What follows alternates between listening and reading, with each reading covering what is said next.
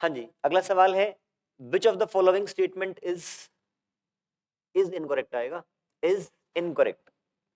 Rolling friction is always smaller than sliding friction. जब आपकी कोई चीज रोल कर रही होगी, इसका मतलब जो पॉइंट ऑफ कांटेक्ट है वहां पर स्लाइडिंग नहीं हो रही, स्लिपिंग नहीं हो रही। अगर स्लिपिंग नहीं हो रही, इसका मतलब फ्रिक्शन फोर्स अपनी मैक्सिमम वैल्यू पर नहीं लग रहा। फ्रिक्शन फोर्स मैक्सिमम वैल्यू पे कब लगता है? जब स्लाइडिंग जस्ट होने वाली हो या हो रही हो। तो आपका प्योर रोलिंग में मैक्सिमम फ्रिक्शन फोर्स नहीं लगेगा।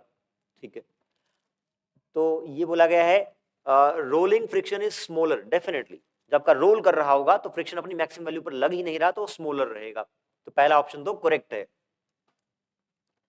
Limiting value of static friction is directly proportional to normal reactions, पता ही है हमें।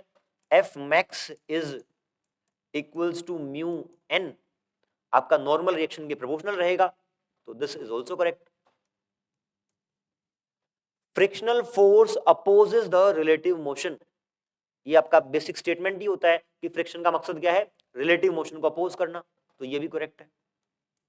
तो आपका वैसे तो डायरेक्ट आंसर फोर्थ आ गया, बट फिर उसको देख लेते हैं फिर भी।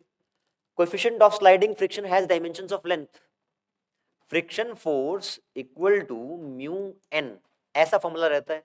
फ्रिक्शन क्या है? फोर्स है। नॉर्मल रिएक्शन क्या है? फोर्स है। दोनों के डायमेंशन बराबर हैं, तो कोएफिशिएंट ऑफ फ्रिक्शन का डायमेंशन नहीं होगा।